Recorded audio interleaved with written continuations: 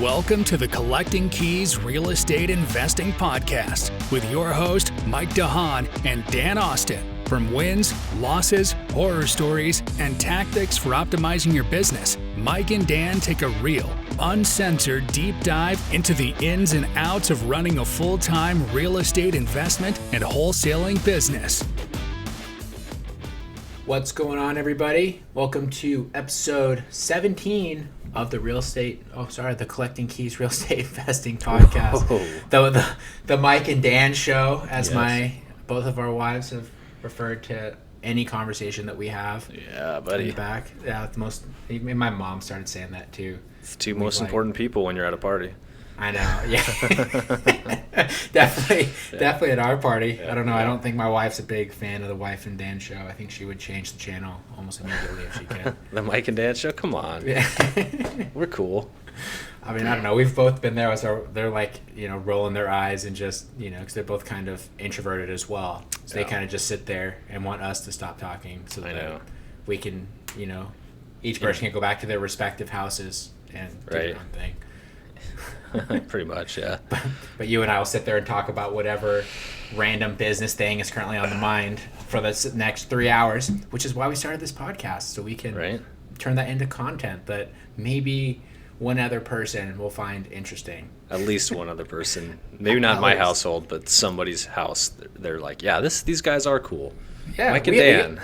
We got some fans, I got a couple people who I know listen on a regular basis. Well, I know we have several people because I can see our stats, but I have people that reach out and comment, and I know my mom listens. Well, she used to. Yeah. She stopped listening because she said that we bragged too much, and I was sounding a little arrogant about talking about how our business is having moderate success. But also, I feel like we're bragging. Are we bragging? Or are we just talking about what we're doing? I just think we're talking about what we're doing, and also when I think about all that stuff, it's like, sure, we talk about making revenue and those sort of things. They don't know the books. They don't know what we're actually making. Right. I mean, because anybody can go and talk about making $100,000, but if it takes you $101,000 to do that, but absolutely. Not saying that's the state of our business. We definitely are profitable, but this is what you tell your mom to make her feel better. Exactly. So she buys you Christmas gifts. Yeah, exactly. So she doesn't kick me out for disgracing the family by being too open about what we're doing. I thought you were gonna say because you cursed on it or something. She said she wouldn't listen anymore. So she did say that. She did say that I say the F word too much. Which I mean, I had one episode where I went a little bit overboard, but we were talking about some kind of I think it was one of our motivational ones about how to get started. So I was getting pumped up. Yeah, man. Yeah. I get it. So that one stuck with her. So Mom, if you don't comment on this, I'll know that you're actually not listening anymore. There you go. That's great. But, hi. Yeah, right. But yeah, I've had just dealing with this postal service thing that we chatted about last week with all these letters coming back. It's just such a weird deal because, coincidentally, a news headline came out locally today about issues with the post office in Spokane, where people, and especially in areas outside of Spokane, have been not getting mail for weeks sometime. They just haven't been getting anything at all because they're understaffed and they're overwhelmed. So I'm highly convinced now that this is a conspiracy where if they have surplus mail, instead of trying to sort it, they just straight are tagging it and being I don't know, sorry. And then also too, talking to people in our masterminds, people around the country are experiencing the same issues. And it's, it makes such a challenging thing when you have these different marketing tactics that you're doing that are absolutely key to running your business, but you're relying on a third party. And if the third party has problems, it kind of can put a big hiccup in everything. Right. And it's tough because you can't control this third party because they're the government. There's not much you can do. And not categorizing all postal workers as this, but the stigma around it is that they're not working real hard. Right. And so it's the DMV, they have the kind of people that work at the DMV are typically the same people that work at the post office. Right. And if that's offensive to anybody, That's just obvious to me. You've never been to a post office or to the DMV before. Right. Otherwise, you would know exactly what I'm talking about. Grumpy, slow, don't care about their work, don't care about their job, don't care about the company because it's the government. But yeah, it doesn't surprise me. I mean, I would have to guess that, you know, going through another batch of return to sender mail this week, and there were some legit return to senders in there, but still sampling it. There's a lot that weren't. I would imagine, if I had to guess, throughout our whole system of operating for the last 2-3 years, probably 10 or 20% were like that anyways, where they're actually good, but they're just machine or their mechanism is, I don't know, calibrated incorrectly or something is going on. And now it's definitely ramped up to where, like you said, you get 3 boxes of the exact same postcard and you're like, gosh, I don't really want to do these. I'm going to put them in the return to sender category. Yeah. Right? Because we're not going to be able to deliver these. That's just junk mail, and people don't need junk mail. I mean, honestly, it's not a bad conspiracy at all. It's not a conspiracy if it's fact. That's true, right? I mean, and when it happens so many times, you can't not get suspicious. Right. Exactly. Especially because and it specifically says cannot be delivered as addressed, and then you pull up the county website that has everyone's information on it, and it is letter for letter, space for space, exactly the same as what's on the letter. Well, and it's a professionally printed thing. Like, there's no question that they can read it. It makes no sense. And that's what I was about to say. I've sent handwritten mail to people, like, outside of our business, right, where I, like, address the envelope, and I have terrible handwriting, and I've never had a piece of mail come back to me because it wasn't addressed. They couldn't read the address. And I'm bad at it. Like, I'll cross shit out and, like, rewrite it. Like, it's messy, right? Like, but they figure out how to read it. Yeah. I know, it's interesting. So, trying to navigate those are kind of the risks of being a business owner, I guess. Yep. You spend all this money on that. And then, our VA has been going through trying to figure out parallels between any of those. He said there's been quite a lot now as he's been going through that are the same address. They keep coming back as well.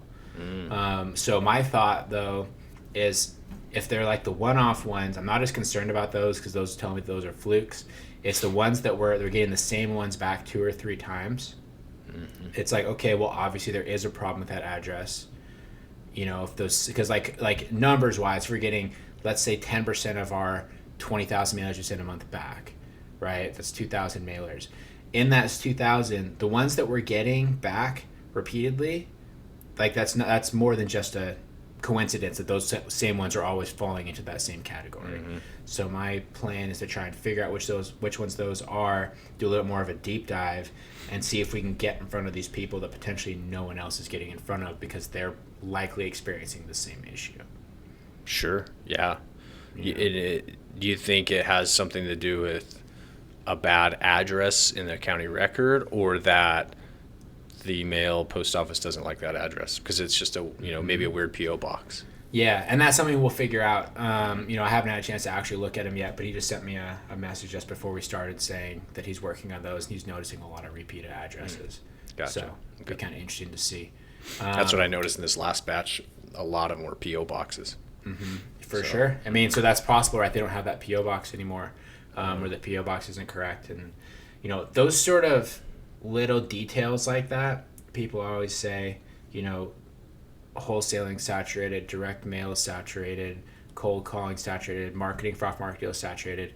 You're completely right, but the things that you can do that are going to make you make money over everyone else are these little details that are extremely cumbersome, extremely boring, and you're not necessarily gonna hear about on a YouTube video or a podcast unless it's one that's run by people who are actually being successful in this business. Those are the things that are gonna make you successful. Yeah, the industry's professionalized, right? I mean, it's become more competitive. There's some rock stars out there that know how to run a professional business and to do what you're talking about, and like looking at the little details, because that's what's going to make you a big difference from you being a wholesaler that makes $100,000 a year to a wholesaler that makes $1 million a year.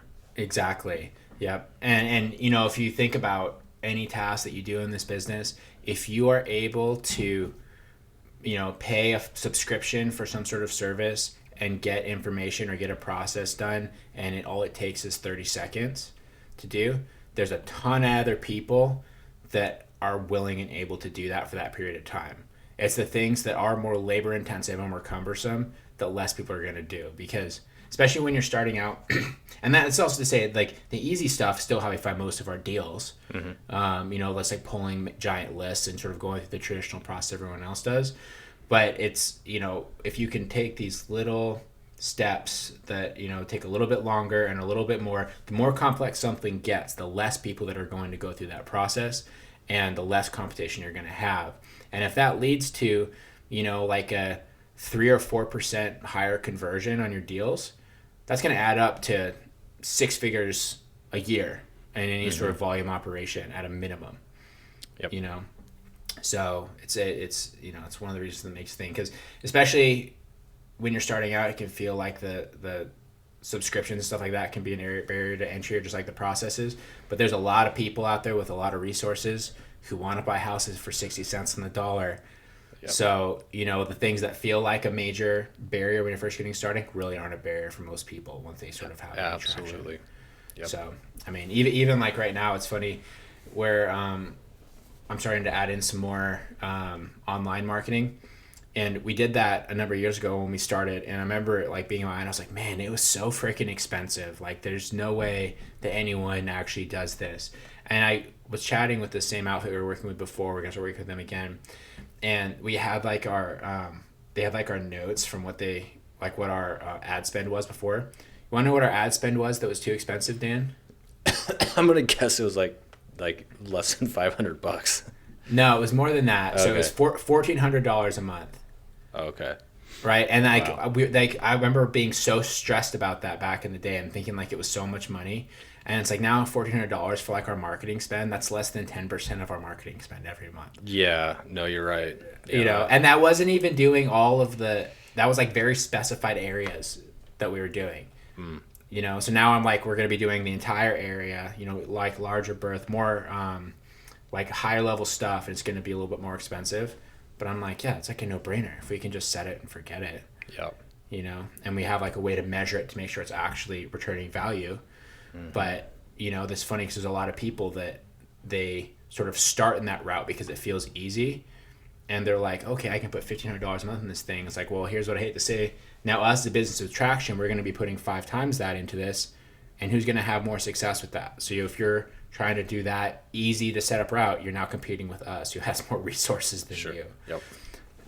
So yeah, lots of, the optimizations of things is kind of like the zone. That was my, my theme on my one sheet at GoBundance was optimization this year. Interesting. Because I want to get out of the frantic forward and back like we've had the past couple of years as we've been trying to figure out the best processes. Yeah, my theme was place the foundational blocks. So it's funny you're talking about optimization. This was more personal, not necessarily business, but like placing the foundational blocks to grow something much bigger. So it's kind of interesting because those roles that we just explained are the opposite of our roles in the business. You're right, actually. That's funny. You ain't optimizing shit. Yeah, you're right. That's true. And I'm definitely like the growth person. Yeah. But it's funny maybe that we both see that because, from our individual views, we see that as the parts that are kind of out of our control a little bit. Yeah. So, we're like, that's obviously where we're not strong. But it's funny because you're completely right. I'm definitely the visionary. You're more the integrator. Yeah. So, interesting. But yeah, besides that, we're in the optimization portion. We're looking at hiring a second sales guy right now. And it's funny I just posted on Facebook that we're looking for somebody. And it's always interesting the people that reach out when you do things like that. And you quickly realize how few people actually know what you do, even though you feel like you're pretty open about it. Yeah. Like I've had people reach out that have like, kids that like work in retail and they're like, oh, they do sales. I'm like, they're a cashier at like a retail store. Like that's not what we do at all. Or like a lot of people who are like, do I need to be licensed to do this? I'm like, Actually, definitely, please don't be licensed. Right. Yeah. Yeah, we don't need that skill set. Yeah. So, it's going to be an interesting process going to find somebody, but my goal is to find a true professional salesperson. Yeah. So we need to figure out if that person exists in Spokane, and also if they need to exist in Spokane too. As I was having a Zoom with somebody this morning, and I was telling about that, and they're like, well, does it matter if they're actually there? Like, if you're being honest? I'm like, no, it doesn't. Really. Yeah, absolutely. We've closed deals virtually plenty of times, and then you and I both closed deals virtually, so to speak, right? We have our sales guys doing it, but we're in the background, not looking at them, not walking them, all that sort of stuff. And so what if you could pull that salesperson and they're just a hard closer? Yeah. Doing it virtually. I mean, I'm willing to try anything out with that. Yeah, for sure. I mean, risk reward, it's relatively small. I just wonder too, like, I don't know if you get this way. You get out of the house a little bit more often than I do, just for different things. But I'm like, gosh, I have to go to the store. Like, after the whole pandemic, I'm like, God, it's like a thing. Or like, if I have to go somewhere, I'm like, man, that's like a thing. It's not like that I'm not ready or can't go out of the house, but it's just like, oh my gosh, that's a burden. So why do I want to leave my house? That's funny that you became like a recluse. See, I've had the opposite. I used to be like that. I mean, you know me back in the day when I was like locked in my basement freaking playing World of Warcraft, living in your rental that yeah, you that's were right. having. Oh, you're playing WoW in there? Jeez, dork. Yeah, dude. Yeah, know that was what I did. But now that they would kind of restricted everyone, I'm like, man, I just want to go everywhere all the time. Right, we changed roles there. Yeah, anti-establishment. But I mean, the point being is, like, I think just people are more open to doing virtual things from a customer standpoint of, like, where they maybe want to be comfortable selling their house over the phone or virtually with somebody. They're much more likely to do that nowadays because they just see how the world works virtually, and it's just kind of like, oh, of course you work virtually. There's a pandemic. Yeah, absolutely. Yeah, I mean, it's definitely a challenge with certain demographics still, particularly older people that don't use the internet very well, which, in terms of our typical seller is surprisingly common. Very high rate. Very high rate, especially a lot of the rural places that we go. I mean, our poor sales guy now, he drove 2.5 hours out to a lead. It was like a very hot lead because she had a phone line, no cell phone, no way to send photos, no internet, no anything. But it's like a 17-acre parcel out in Idaho in like a great location. And it's like, yeah, that's a great lead. Like, the price that she wants is great. Like, go figure out. And so it goes, we're in 2.5 hours each way to go out there and do that because she doesn't have anything that we can do to like verify any sort of condition. Because he went out there with a contract hoping to get it signed around. And then what happens, she's like, well, I'm not quite ready yet. He was like, I definitely want to talk to you, but I got to get my stuff figured out first. So that means that when she is ready to go, he's going to have to do that again. Oh, man. We need to hire a runner by that point. I know, right? No kidding. Wow. But, it's, it's a challenging deal. We've had just a handful of like weird ones over the last little bit. I mean, so we have like one right now. Even I was talking to our closer earlier. It's funny. We have the closer that we're working with right now.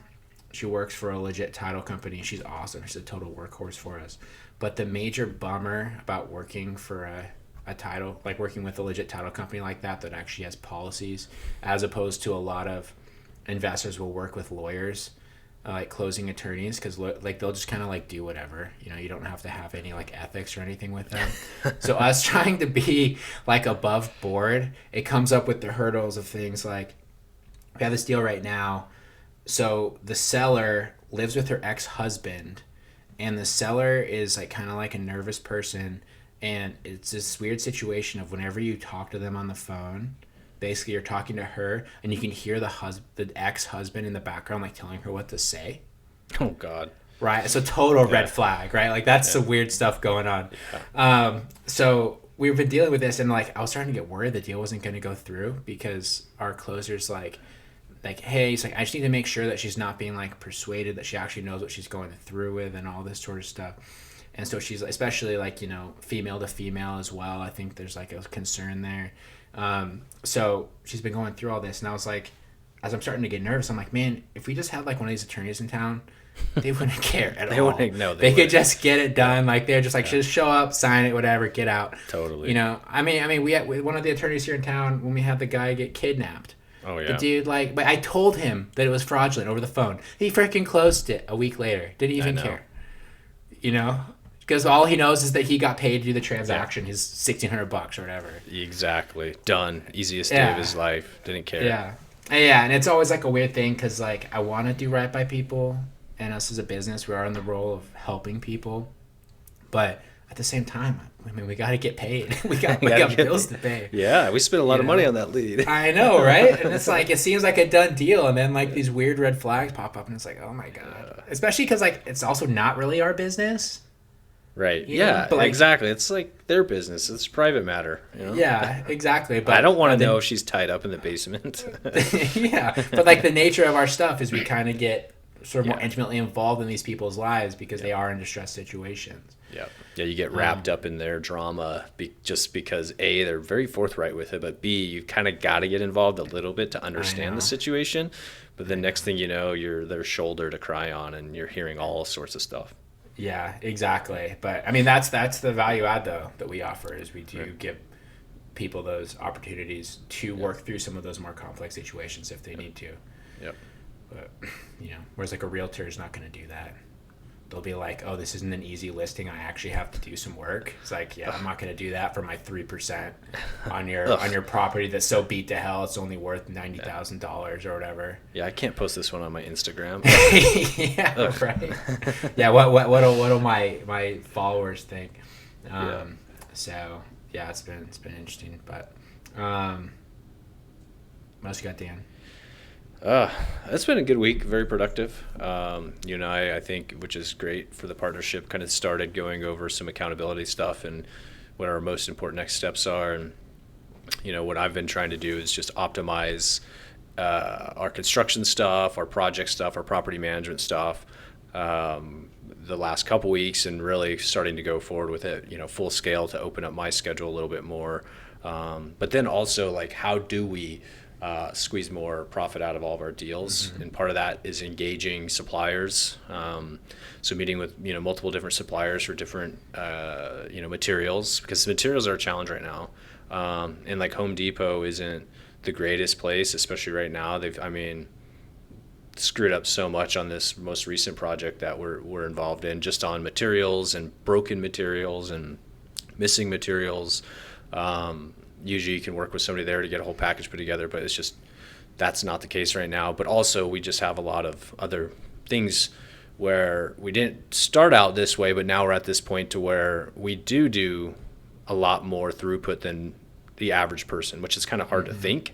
But, you know, just paint alone, you know, the sales rep saw our contractor go in there to get paint, and he pulled up our account and he's like, oh, I need to talk to these guys. Right, for pricing and all that sort of stuff, because we're at that point in our community where we're doing enough that it turns heads for in the supplier side. And so how do we renegotiate some of those prices? So cabinets and countertops, was working on that this week to renegotiate those prices from our supplier. Paint, flooring, those big ticket items that we're always using, where we can, at least if we can save 10% margin on all of those, that's overall on a project saves us, you know, $5,000-$6,000. Yeah, that adds up when you're doing a handful of projects at a time. So that's been big. And then also engaging with our contractor and trying to understand where he wants to grow versus where we want to grow, and how do we grow together, because we don't have contractors in-house. We don't have a full-time crew like some folks do. We do, but they're just 1099. And we kind of pulled him back out of, I would call it like corporate construction, where he was doing big giant jobs all over the country, commercial side of things. And he quit that to come work for us. So he's building his business back up, which I want to see him grow. And the problem is people in the neighborhood see his work and then they want his referral. And I'm like, I don't want to refer him, but I also want to see him be successful, right? Yeah. Because he's a very good contractor, and we pay a good price for him, but he could also charge us way more doing higher end projects, right?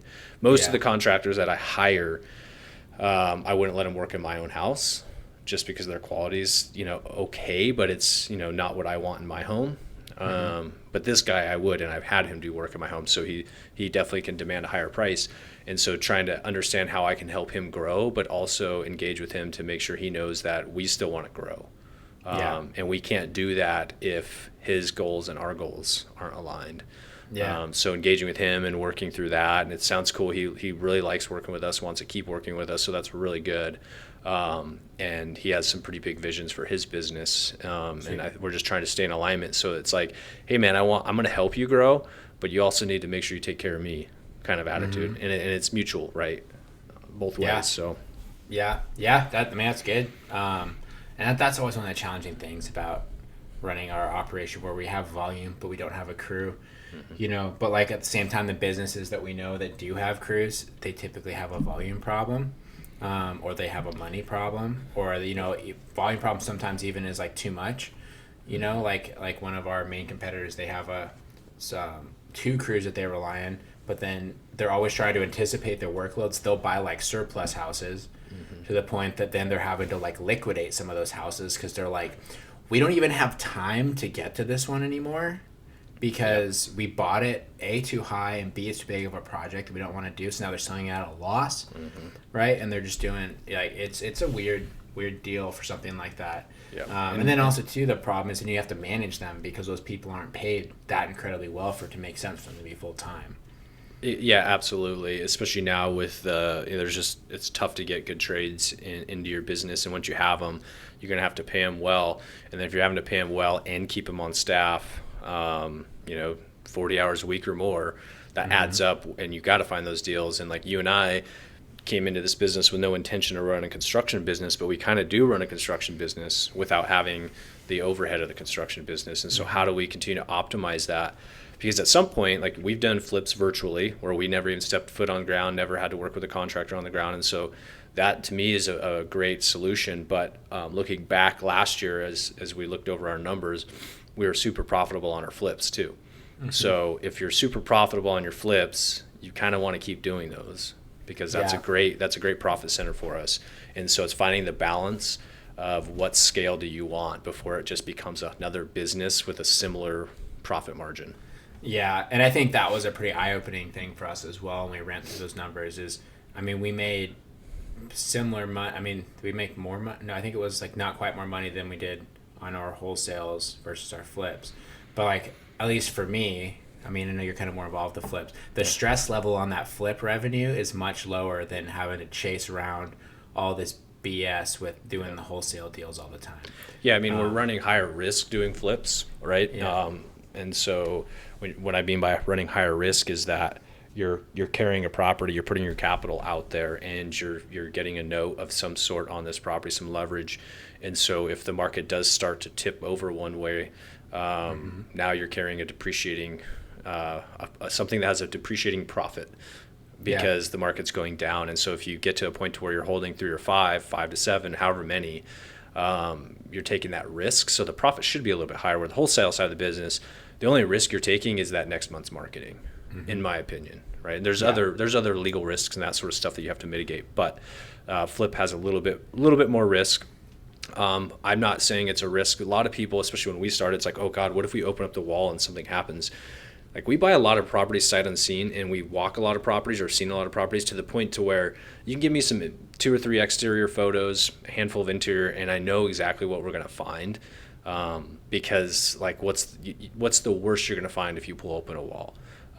Because we know what we're looking at. Obviously, when we look at something, it's like, no, that house is a piece of crap. When you open up the wall, I know what you're going to find, or what you know what I mean. And so we just don't do those properties. But the ones we kind of have our systems dialed in on that of knowing what our risk is on the budgetary side of things. To me, it's more the risk of carrying multiple properties into a downturn market. That would be the risk, right?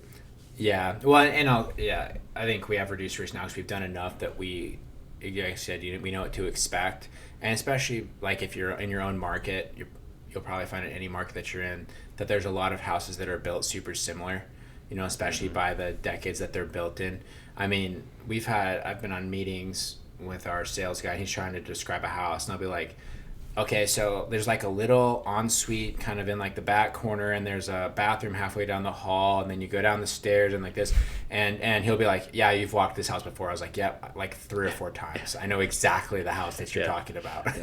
Yeah, like or like the 1970s split level. Yeah, is it they're all the same. Is it a 4-bed 2-bath? Yeah. Oh yeah, exactly. You know exactly what it looks like, right? And then you can predict like, okay, it's 100 years old. It's probably gonna be knob and tube. Like the pipes are probably going to be galvanized, like all that sort of stuff. And that's why when you gain experience on the construction side of things, when you walk into a certain house, like the one we're flipping now, we walk in, it's like, whatever age, I can't remember the exact year, but it's like, oh, that should have galvanized in it compared to some of the other properties, but it has copper. Okay. That means somebody, when they built this, it was like at the turn of a materials type thing, or they were just a higher end builder and they used better products, right? Yeah. And so you're like, okay, I know this is going to be a better deal. It's going to be easier. It's copper, right? Versus galvanized. This is in the condo? Yeah. Yeah, that's funny to think that place being a higher end place when they built it. I know. It's just like a weird, ugly property. Like, I mean, it's fine, but like, it's not. No, but whoever built it obviously built the whole cul-de-sac, right? Yeah. And when you go in there, you're like, you can just look at some of the construction methodologies. I'm not saying by any means that it was like a high-end property, but you just see those little nuances that tell you, oh, okay, this is going to have better generation or easier time when you're tearing into things. When you're trying to deal with copper plumbing versus galvanized, it's not that it's a major cost difference, but it is a major time difference for your contractor when they're having to do stuff. Yeah, that's true. What do you think are like the immediate sort of red flags that like you always get nervous about? And you can't say age. Like, so if you can't say age. Yeah, I think when I look at a house, and I'll tell you, is like, what does it look? Is it squared up? Is it leaning one way or the other? And that might sound, foundational issues, but it's more than that. It's neglect typically, is what. So if I'm walking up to a house, I'm like, oh, I can already see that roof. And it doesn't have to be the whole house, but I can I can already see the roof is sagging in a spot. Well, that tells me that there's some neglect, and when I walk in, it's going to be very neglected. On the, anything like that you walk into that's just flooring, paint, drywall, even kitchen cabinets, bathrooms, there's nothing in there that's like, oh no, it's this, right? That's all easy. So like a person that's going to walk their first or second flip, what is like the biggest red flag they should be careful of, do you think? That they might not think of, that you can't visually look at it and be like, that is bad? I would say the other thing that I get nervous about is anything that looks like water damage. And not like, oh, there's a stain on the drywall. Because if there's a stain on the drywall, that's kind of bad, but that's actually not bad. Because we walk properties where the drywall's just gone, right? Yeah. That's pretty obvious. And that's fine. When I say water damage is, or something that when you're walking around, you feel something weird on the floor, like on this property we're doing right now. It wasn't really quite apparent, but one of the doors wasn't correctly sealed, and it was leaking through the roof, through the door, down into the floor, and it rotted the floor out, which wasn't a big deal. But what that does is now we got to put new subfloor on top of this. So we had to rip out the old subfloor, new subfloor, and then try to get that to match with the existing subfloor and all that. And so again, it's not materials cost, it's time of your contractor, time of your project, and delaying you putting down your LVP or your whatever flooring you're going to put down. I would say that, two things: anything that's like sagging, falling down, or anything that's like significant water damage. Bathrooms, you're going to see water damage sometimes. That's not as big deal. Like this one, it was urine damage because they didn't seal their toilet properly. It smelled like piss. But I would say those are kind of the two biggest things. The other major things I look at would be mechanical stuff. And so if you walk into a house and you see knob and tube, it's not a bad thing. Like, knob and tube inherently isn't bad. But if you want to knock out a wall or you want to do something, that's just a pain in the ass for an electrician or whoever, and it's going to take them way longer, because with knob and tube, it's not like circuit to circuit direct wiring, right? Like you see in a modern home, they're going to have your bedroom, it's going to loop to all the outlets, and then it's going to go back up to the circuit panel. Maybe it grabs 2 bedrooms or whatever. knob and tube, they just like ran wires throughout it and they just like tapped off of it. So if you cut a wire, you have no idea what else you're killing. And then if it's knob and tube, you know it's probably lath and plaster. And then if you want to, so if your guy has to cut into the wall, now you're cutting in lath and plaster. And then if there's other damage in it, it's lath and plaster. So there's mitigations to it, but it's just that takes time. Yeah, that makes sense. You want to know what I think is the biggest red flag from my experience? DIY work on CapEx items. Like anything that you like sense that is a DIY electrical deal, DIY plumbing, DIY like window installation, anything that you can go, like if a seller ever says to you is like, I've been fixing this up myself, right, you should immediately be like, shit. Yeah, that's actually a great point. Like, I would say it's not like my biggest like red. That's a big red flag. I like that you said that because I should have said that in my probably top 2 or 3. When I walk into a house and a seller has done DIY stuff, and I don't care if it's like mechanical or whatever they've done, you know, but if they've got their 14 different types of flooring in there, their Home Depot vanity that's like hickory, and this random ass faucet that was like $400, but they thought it was cool and it raised the value because 2 things. 1, they think that it's worth way more than it is because they spent that time and money on it. 2, some cost bias. 2, you're gonna have to rip out half the shit they did. Yeah, exactly. And you can say there's going to be so much, and then not like there's going to be so much more than it initially looks. And then also too, you can almost guarantee that they had to do some really janky stuff that was good enough, quote unquote, just to make it be fine with them having to live there. Yeah. So, but cool. Good thing we spotted duplex with a shit ton of DIY stuff. I know, right? So. Yeah, exactly. So, but cool. I think that's a good place to finish. If you want to follow us, I'm at Instagram, Mike_invests. Dan is at InvestorManDan on Instagram. Give us a follow and shoot us a DM sometime. You can also follow the podcast at Collecting Keys Podcast. If you go to our website, collectingkeyspodcast.com, you can download our free guide, which is 5 steps to start generating off-market leads. If you follow that process, you'll start getting leads within 10 days. Pretty much guaranteed, honestly. If you like do all the stuff in that in day 1, you should be able to get leads within 10 business days. What? I'll give you $1,000 if you can't get leads in 10 days if you do exactly what we say. Ooh, there you go. You heard it there first. But yeah, I'm backing it up. I believe in it that much. Yeah.